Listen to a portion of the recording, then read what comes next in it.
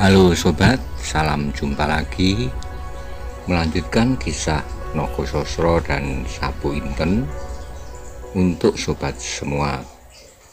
Dalam kesempatan ini mengambil episode ancaman anak buah Simorudro. Selamat menikmati. Salam budaya.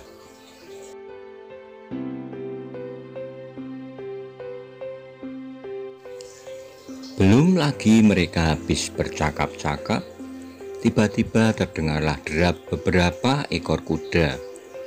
Orang tua itu tampak agak terkejut.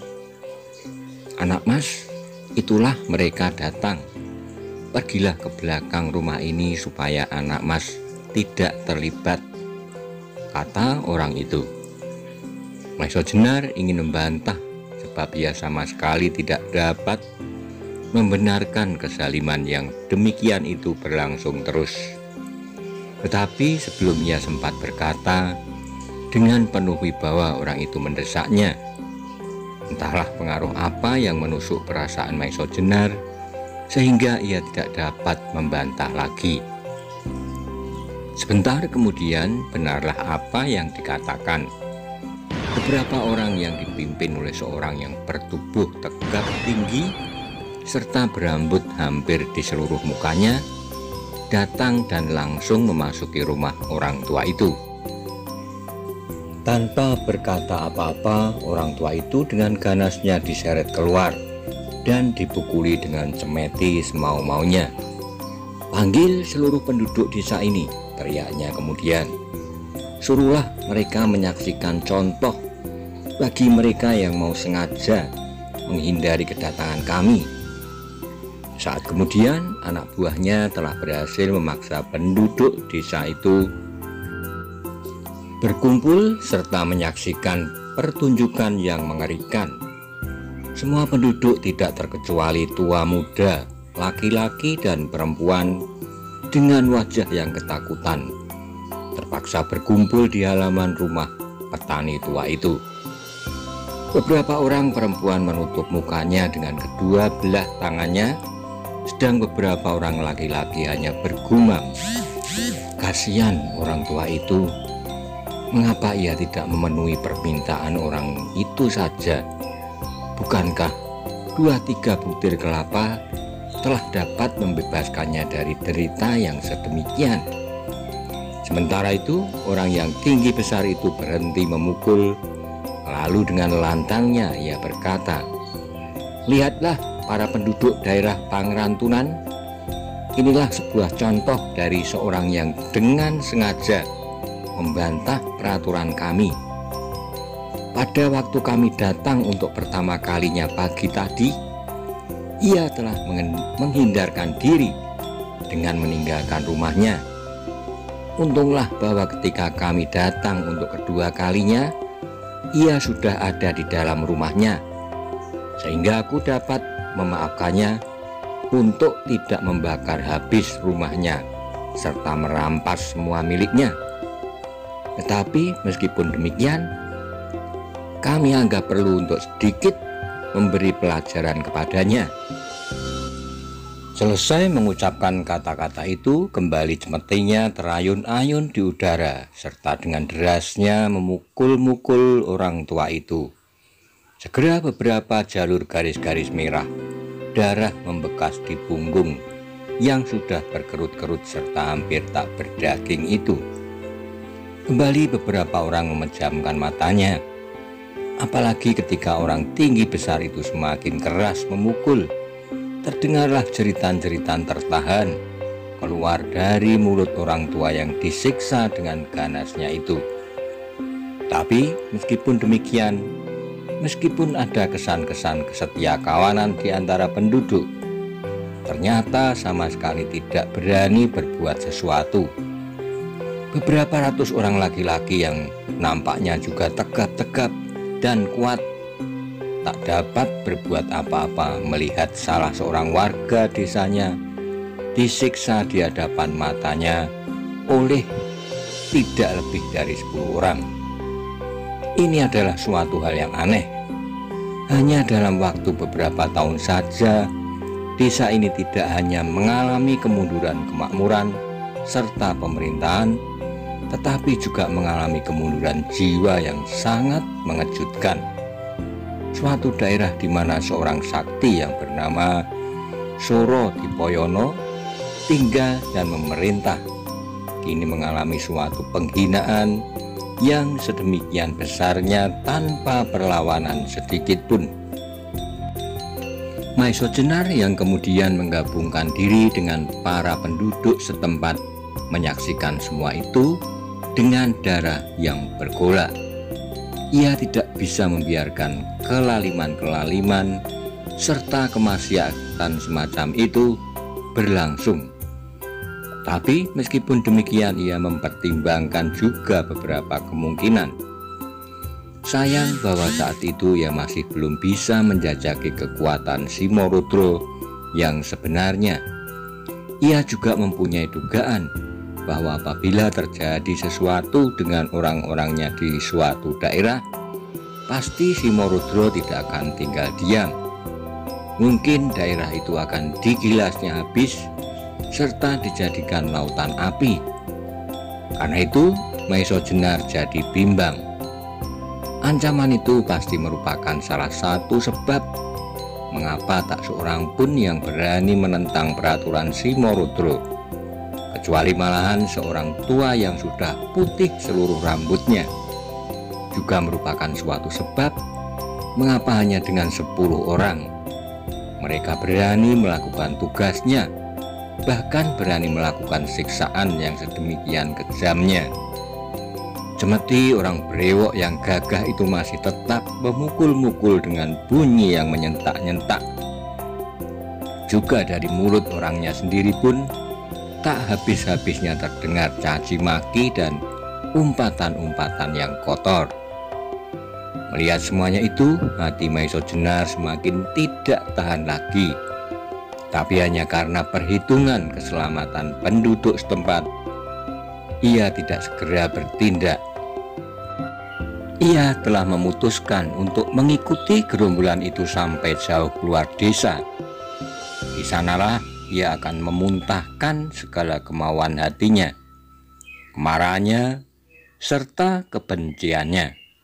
Sebab dalam wawasannya, ke-10 orang itu tidaklah lebih dari kelinci-kelinci yang sama sekali tak bekerja, kecuali hanya berteriak-teriak saja. Tapi tiba-tiba hatinya menjadi tak tahan lagi ketika ia melihat orang tua yang kesakitan itu dengan menangis-nangis memeluk kaki orang yang tinggi besar dan sedang memukulinya itu, minta untuk dimaafkan. Tapi apa yang didapatnya adalah tidak saja pukulan-pukulan semeti, juga kakinya yang besar-besar itu yang sedang dipeluk demikian eratnya dengan sekuat tenaga dikibaskan, sehingga orang tua yang malang itu terpelanting. Pada saat itu hampir saja Maiso Jenar meloncat maju, tapi tiba-tiba saja terasa punggungnya ditepuk orang dengan mengandung tenaga dalam yang luar biasa besarnya. Mendapat tepukan yang bertenaga luar biasa itu, Maiso Jenar sangat terkejut, apalagi ketika ia menoleh dan melihat orang yang menepuknya. Malahan hampir saja ia berteriak kalau saja orang itu tidak mendahulunya berkata, "Shh, jangan sebut namaku, panggil aku dengan sebutan lain." Orang itu tidak lain adalah Ki Ageng Pandanalas.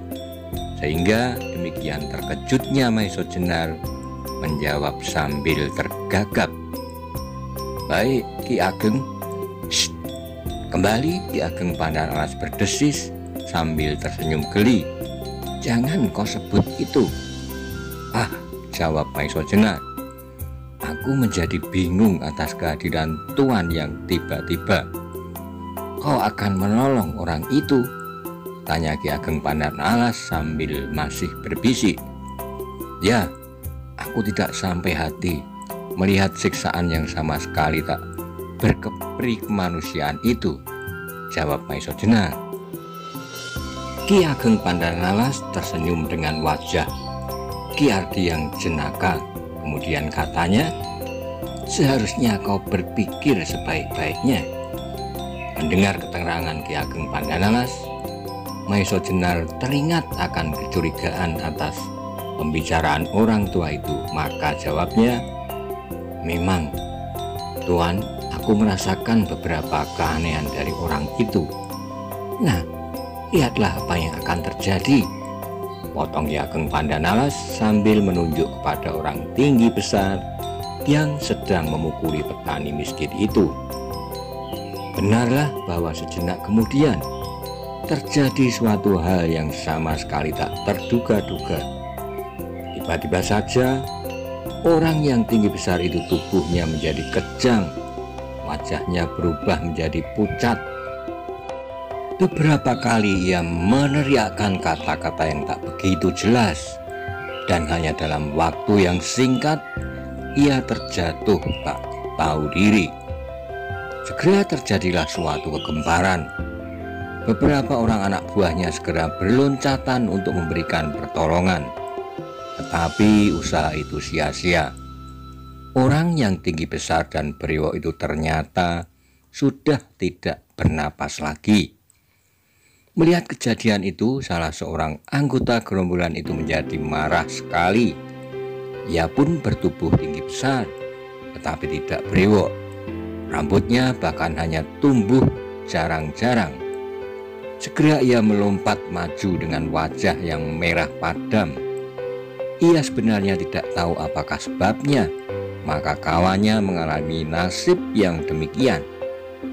Tapi karena yang menjadi sebab menurut pikirannya adalah orang tua yang tak mau mentaati peraturan itu, maka kepadanya lah kemarahannya akan ditimpakan.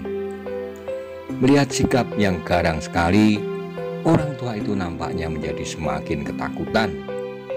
Maka dengan gemetar segera ia pun berlutut dan mencium kaki orang yang sedang marah itu. Tapi juga orang itu sama sekali tak menghiraukan. Bahkan sedemikian marahnya, karena ia telah kehilangan pemimpinnya, ia bermaksud membunuh saja orang tua itu. Maka dengan menggeram hebat sekali, ia mencabut golok yang terselip di pinggangnya. Tetapi belum lagi ia berhasil mencabut golok itu, ia pun tiba-tiba menjadi kejang-kejang pula. Dan tak lama kemudian, ia pun jatuh tak sadarkan diri, untuk kemudian menghembuskan nafasnya yang penghabisan. Melihat hal itu semakin gemparlah mereka yang menyaksikan, terutama para gerombolan Simorodro, ke-8 orang sisanya. Bagaimanapun marahnya, tak seorang pun lagi yang berani berbuat sesuatu atas orang tua itu, sebab mereka mengira bahwa orang tua itulah yang menyebabkan kematian kedua orang kawannya. Maka ketika salah seorang dari mereka dengan perasaan takut meloncat ke atas kudanya, yang lain pun berbuat demikian. Ketika mereka akan pergi, salah seorang dari mereka sempat pula menakut-nakuti penduduk. Kamu semua telah mencoba melawan kami. Baiklah, lain kali kami akan datang dan membunuh kamu semua sampai ke anak cucu. Setelah mengucapkan kata-kata itu, segera mereka melarikan kuda mereka kencang-kencang. Sepeninggal mereka, penduduk menyaksikan peristiwa itu semua untuk sementara tertegun kaku. Mereka tidak tahu apa yang harus mereka lakukan. Tapi tiba-tiba mereka sadar akan arti ancaman gerombolan Simorodro itu bagi keluarga mereka masing-masing. Kalau benar hal itu akan mereka lakukan, pastilah mereka akan ludes tanpa ada yang melanjutkan nama serta garis keluarga masing-masing. Mengingat hal yang demikian itu, penduduk Pangrantunan segera menjadi ketakutan, takut pada pembalasan yang bakal datang, karena seorang tua yang belum lama tinggal di tempat itu tidak mau memenuhi permintaan gerombolan Simorodro untuk menyerahkan 2-3 butir kelapa. Kalau mula-mula mereka merasa kasihan kepada orang tua itu, kini tiba-tiba berubah menjadi perasaan marah. Alangkah kikirnya orang tua itu, serta karena kekikirannya, maka seluruh penduduk akan mengalami akibatnya. Meskipun andaikan 2 orang anggota gerombolan itu mati karena kebetulan saja, tetapi orang tua yang kikir itulah yang menjadi sebabnya. Apalagi kalau orang tua itu sengaja meracun atau menyihirnya. Dalam pada itu, tiba-tiba penduduk yang bertubuh pendek ketat, penuh dengan otot-otot yang menonjol, berteriak dengan kerasnya, "Hai saudara-saudara penduduk desa ini, siapakah yang sebenarnya bersalah andai kata gerombolan Simorodro marah kepada kita?" Maka terdengarlah jawaban dari segenap penjuru, "Orang tua itu, orang tua yang kikir itu." Orang tua yang tadi dipukul gerombolan Simorodro itu menjadi bertambah gemetar. "Saudara-saudaraku, apakah salahku terhadap desa ini? Aku telah menerima hukumanku karena aku tidak mau membayar pajak bahan makanan kepada gerombolan Simorodro. Lalu apalagi kesalahanku terhadap kalian?" "Jangan banyak omong," bentak orang yang tinggi kekurus-kurusan. "Sejak kau tinggal di desa ini, bulan yang lalu kau hanya mendatangkan bencana saja. Sekarang kau mempergunakan ilmu sihir atau senjata-senjata racun untuk membunuh anggota gerombolan Simorodro itu tanpa mempertimbangkan akibatnya. Bukankah kau tadi mendengar sendiri ancaman mereka terhadap desa kita?" Orang tua itu seolah-olah menjadi bertambah ketakutan seperti seekor tikus yang sudah berada dalam cengkeraman kucing yang sedang marah. Sementara semua peristiwa itu berlangsung, Maisojenar yang tidak mengerti terhadap semua yang terjadi menjadi diam kebingungan. Ia tidak tahu apa yang harus dilakukan terhadap orang tua itu. Apakah ia harus menolong ataukah dibiarkannya saja menjadi korban kemarahan penduduk? Ki Ageng Pandanalas dapat meraba perasaan Maisojenar, maka katanya, "Maisojenar, jangan kau ributkan orang tua itu. Ia cukup mampu, bahkan berlebihanlah kemampuannya untuk menjaga diri." "Tuan," tanya Maisojenar, "permainan apakah yang sedang dilakukan oleh orang tua itu sebenarnya? Adakah orang itu pula yang telah melakukan pembunuhan terhadap kedua orang anggota gerombolan itu?" "Ya," sahut Ki Ageng Pandanalas, "tangan orang itu adalah tangan maut apabila dikehendakinya. Dengan sekali tekan pada urat-urat tertentu, seseorang tidak akan dapat hidup lebih dari 5 tarikan napas lagi." Maisojenar mendengar keterangan itu dengan penuh keheranan. Alangkah saktinya, sehingga akhirnya ia bertanya, "Tuan guruku, termasuk tuan yang mempunyai ciri keris sigar penjalin, serta yang akhir-akhir ini dengan sebuah tembang dandang gulo yang merdu." "Ah," potong Pandanalas, "kau senang pada lagu itu?" Tentu, sahut Maisojenar. "Tetapi siapakah orang tua itu yang sama sekali tidak mempergunakan ciri-ciri khusus?" "Aneh kau Maisojenar," jawab Ki Ageng Pandanalas. "Kalau ciri-ciri khusus itu ditunjukkan pada setiap saat dan tempat, maka ia akan kehilangan arti kekhususannya, kecuali hanya dalam saat-saat yang perlu dan penting. Tentang orang tua itu pun demikian pula. Ia menganggap sama sekali tidak perlu untuk memperkenalkan dirinya di hadapan penduduk ini. Tetapi siapakah sebenarnya orang itu? desak Maisho Jenar tidak sabar.